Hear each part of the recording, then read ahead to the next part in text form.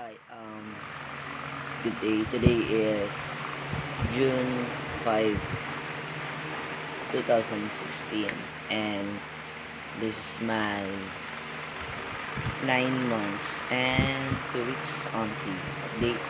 Um, ayun, isa na siyang peligro ngayon sa face ko. Ayan, nagmamarks na siya, pero kaya pa rin siya i-handle. Then, yung bigote ko, ayan, lumalabas na sila, nagiging visible na rin yung iba.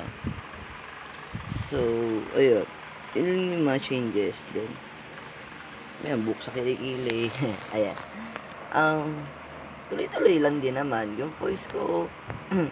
Yun, yun lagi naman yung factor eh. Ayun, ganun pa rin siya. Boses pa rin. Wala naman nagbabago. Actually, update ko, ganun lang siya eh. Nakakatuwa siya kasi mapapansin mo, pakapal ng pakapal yung balahibo mo sa katawan, yung voice mo, yung Adam's apple mo, slowly na naging visible. And then yung, syempre, yung nakapaligid sa'yo, manonotice nila yung changes mo. Yun yung bonus mo na lang talaga sa sarili mo na shit, successful yung ginagawa mo. Yung nakukuha mo na yung ikaw, yung nagigay mo na yung respect nila na they call you in your preferred nickname. Hindi ka na nila tatawagin or hindi ka na joke ng ganyan.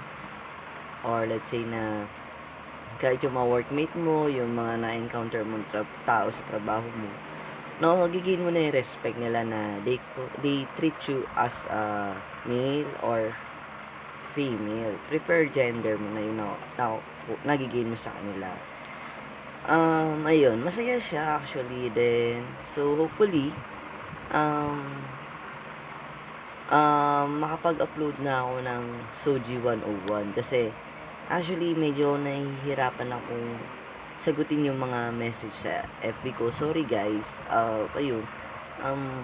Medyo kasi marami. Tsaka ang hirap kasi paulit-ulit yung explain ko. Then, yung tanong nyo is masyadong generic na kaya siyang i-google.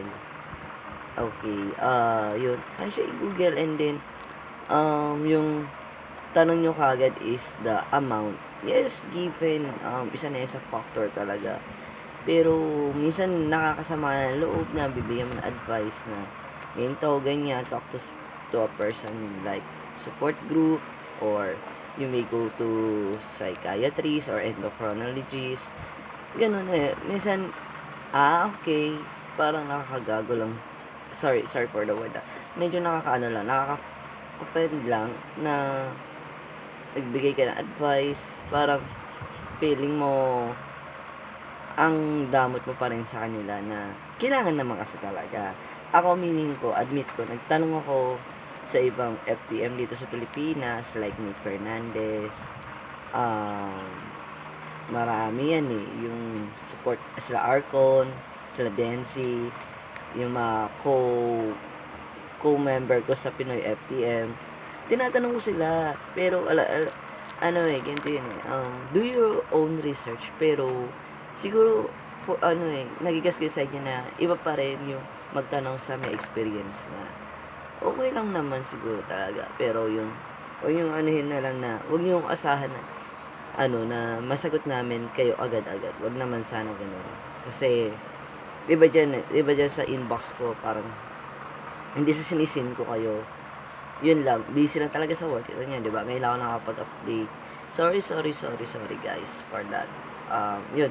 Pipilitin ko makapag-upload na ng Sogi 101 talaga. Syempre, ayoko rin naman mag-post ng wrong info. So, nagko-collect pa ako ng mga details na pwede ko i-share sa inyo na alam kong tama at talagang makakatulong sa lahat. Okay? So, sana guys, tuloy pa rin supportan ang LGBT Philippines. Hopefully, magkita-kita tayo sa LGBT March this June 25. Hopefully, nandito ako sa Manila. Okay? So, sa mga salamuha ako dyan sa iba-ibang lugar. So, sana madagdagan pa kayo dyan. Ayun. Kita kits guys. Um, so, yun lang. You can add me on my Facebook account, CJ Salazar Estrada. I-accept ko naman kayo. Message nyo lang ako. Yun lang. So, see you guys. Bye.